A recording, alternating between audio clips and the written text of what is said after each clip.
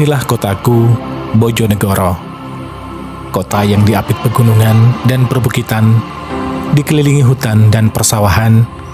Sungai Bengawan Solo mengalirinya membawa kedamaian. Semakin aku mengenalnya, semakin aku mencintainya. Bojonegoroku kaya akan legenda, budaya, alam, dan sajian nan bercita rasa.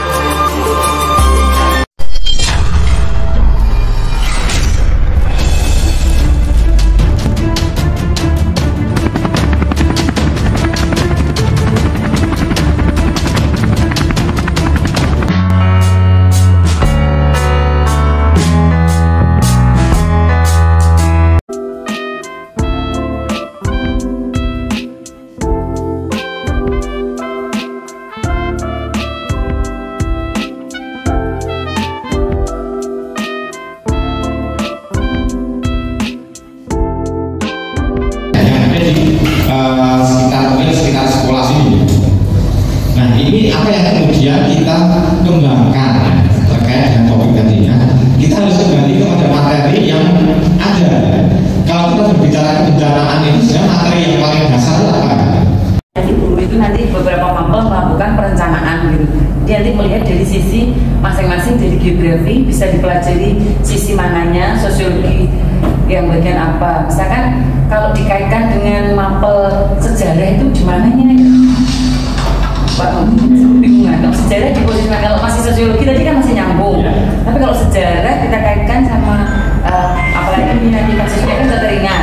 Dari sisi mananya? Kalau sejarah kan butuh budaya. Menurut saya gitu. Kalau saya teman sejarah kemarin gini, sekali-kali itu biografi itu yang diajak itu sosiologi saja, sejarah itu kebingungan. Soalnya ketika di sekolahan itu gabungannya dia yang lain banyak nggak mampu karena dari sisi sejarahnya diambil dari sisi mana itu. Terima kasih Pak. Terima kasih. Kalau saya dibahas menurut kami ya. Tapi menurut kami sebagian besar di situ akan menyangkut masyarakat juga. Nah, masyarakat juga karena sebenarnya kalau saya topik ini ya, topik ini berarti kan para leluhur itu kan sudah mewarisi mereka. Itu kan yang kemudian apakah nilai-nilai leluhur itu masih diikuti enggak ya? Tapi yang juga ya, itu kan di masa lampau ya, mereka telah mendidik para petani yang berikutnya antara generasi ya. Tetapi lingkungannya juga berubah. Semangat yang juga kita di sana. Jadi sebagai berikut itu, sebenarnya nanti di sana akhirnya seperti apa? Nanti juga ada arahan dari Pak sama Mas Adi juga. Ya kan pakai sepatu gitu. Pakai sepatu juga. Pakai sepatu. Soalnya kemarin aku baca nyeker. Itu ke pantai. Baik, kan bisa.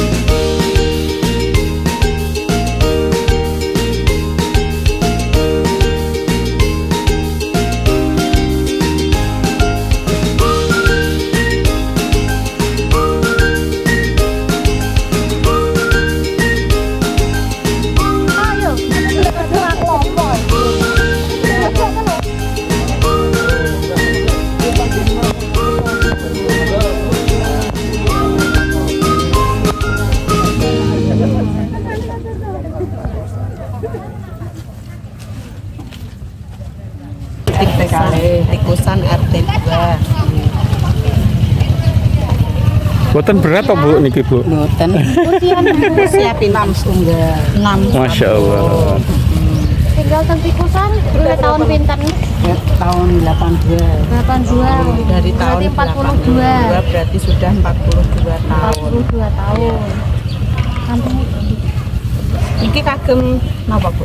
Lembu. Oh, lembu. Kathah lembu sekala. ikane SMP.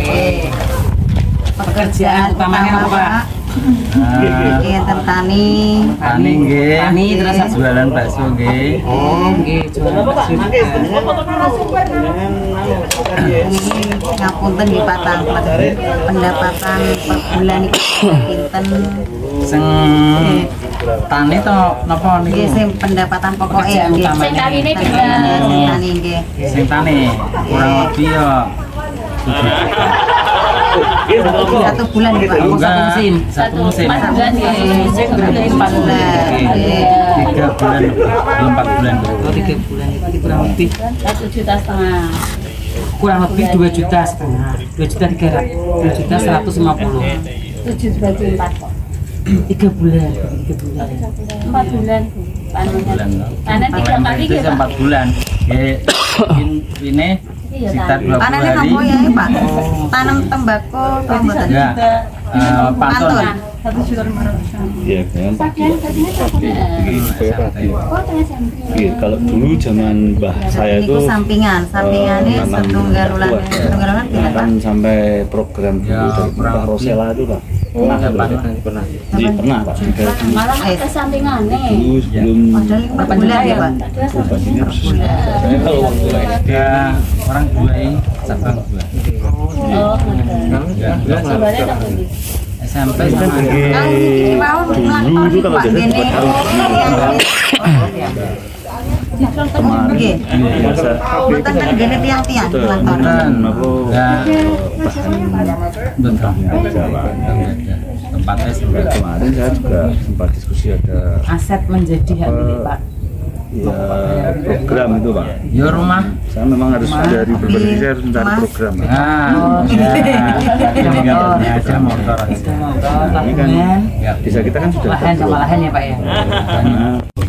Ini kaplingan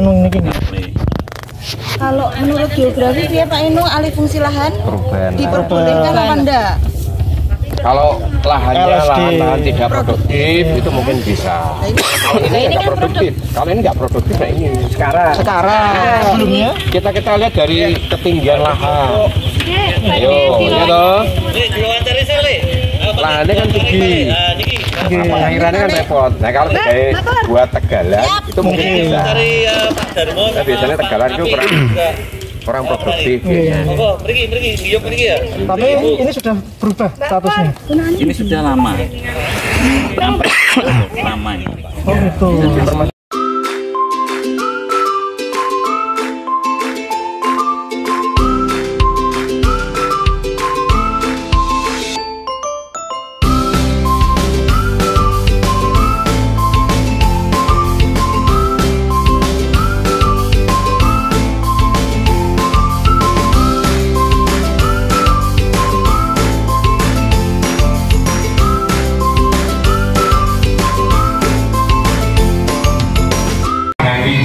sekitarnya itu memang perlu dikembangkan ya, perlu ada komunikasi yang tentunya dua-duanya saling memperoleh manfaat yang paling pokok itu ya.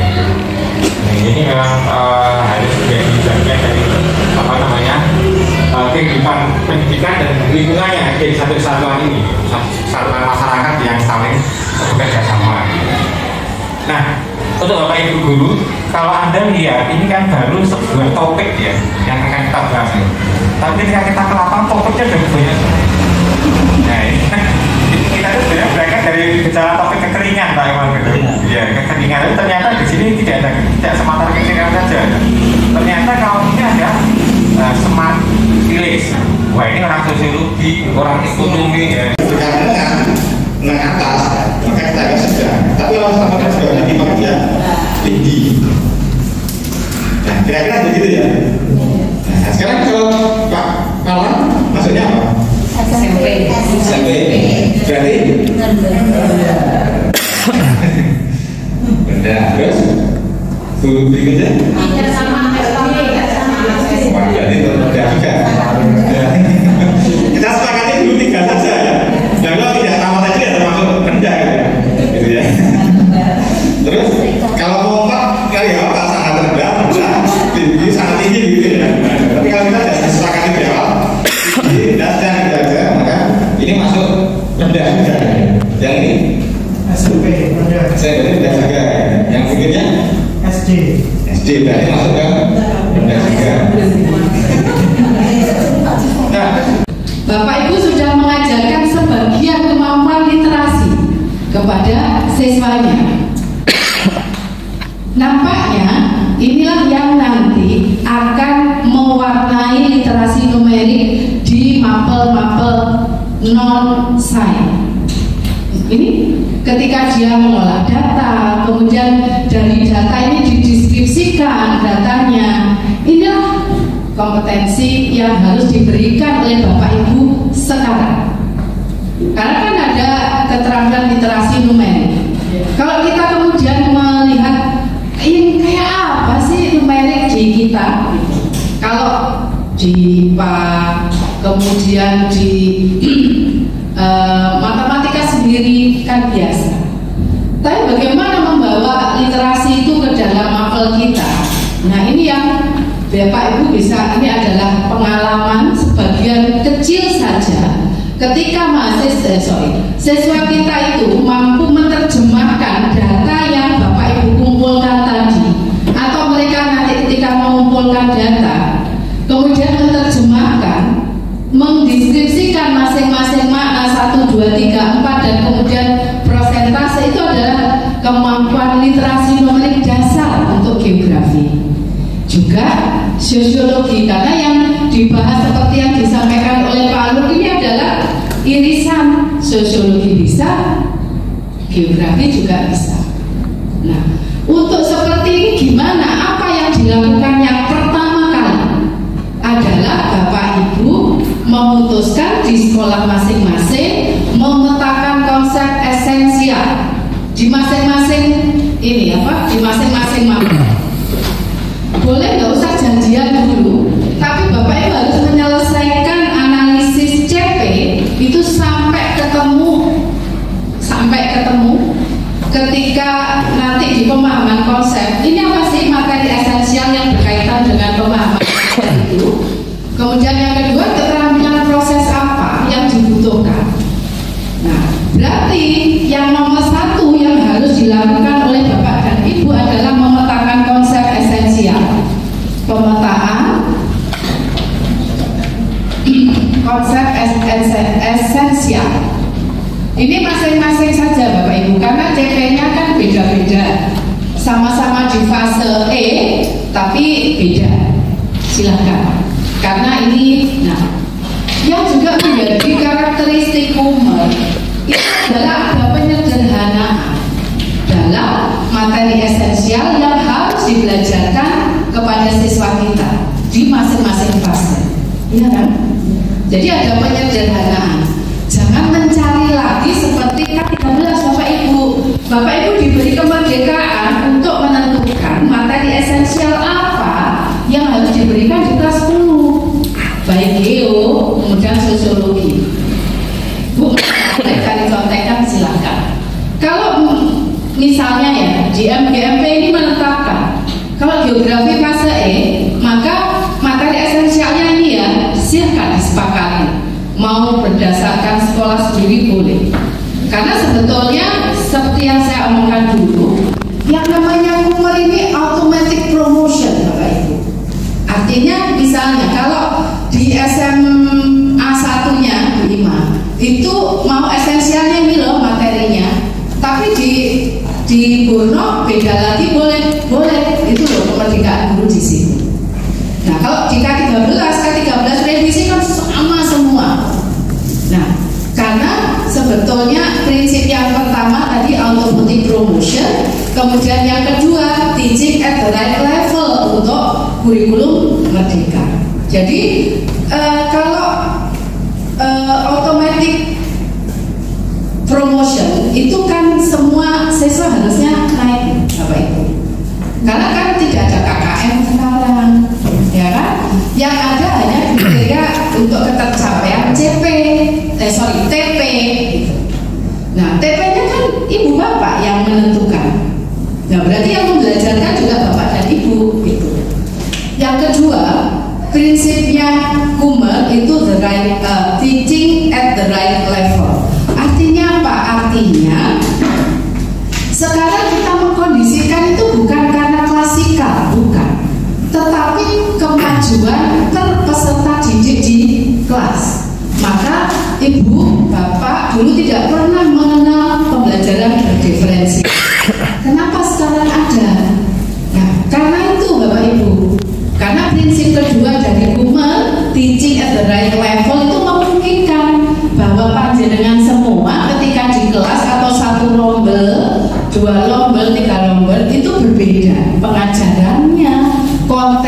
diberikan, keterampilan yang dibiasakan itu boleh beda karena prinsip kedua tadi.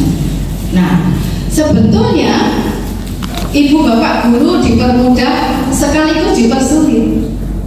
Kenapa dipersulit? Ya, bapak ibu ketika ngomong kalau teaching at the right level itu diajarkan di kelas, bapak ibu nggak mungkin menggunakan satu strategi untuk semuanya.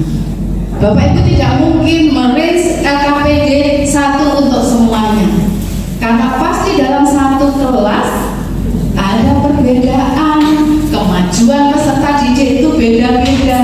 Nah, itu yang saya katakan tadi agak membuat kita repot. Tapi hasilnya maksimal. Banyak orang yang mengatakan begitu. Kalau saya sendiri ditanya apa begitu, saya belum pernah meneliti. Mudah-mudahan nanti ada penelitian lagi bisa join dengan Fitria dan kawan-kawan di S2. Nah, kita akan membuktikan itu semua. Nah, kita kembali ke laptop dulu Bapak Ibu. Pemetaan konsep ini akan melahirkan urutan konten. Ya, Bapak Ibu. Misalnya dalam satu semester, dalam satu tahun atau dalam satu fase, kira-kira pemahaman konsep apa yang akan diberikan? Bapak akan ketemu A, B, C. Saya yakin untuk geografi yang nomor 1, pengetahuan dasar geografi. Yang isinya adalah, ya kan, isinya mulai sejarah, definisi, sejarah, konsep, ruang lingkup, pendekatan, ya kan? Nah, aspek. Kalau misalnya satu sekolah tidak mengajarkan sejarah, boleh? Boleh. Kenapa? Karena di CP itu ibu bapak melihat elemennya itu umum. Disitulah kita mau berkreasi ke arah mana itu boleh. Jadi nggak usah terkungkung 13 dulu ini loh yang kita ajarkan, kita samakan aja. Kok baleni mana? Yakin di kelas itu juga baleni materi itu. Ya nggak apa-apa. Tapi tuntutan kurikulumnya nggak ngomong gitu. Nah, itu masalahnya. Jadi pemetaan konsep ini dilakukan pertama, kemudian yang kedua setelah ketemu pemetaan konsep ini, barulah Bapak Ibu berdiskusi antar mapel di sekolah. Sosiologi punya pemetaan konsep, ekonomi, kemudian tadi kalau sejarah gimana ya cara ngajarkannya? Nampaknya sejarah tidak sesuai dengan zaman kemerdekaan, enggak gitu. Nah, tematiknya beda lah, ngapain kok Bojonegoro ini kaitannya kekeningan kok diajar sejarah? Dari dimensi mana nanti? Jangan khawatir Bu, nanti kita belajar bersama, saya juga belajar. Nah, Bapak Ibu ketika sudah ketemu, maka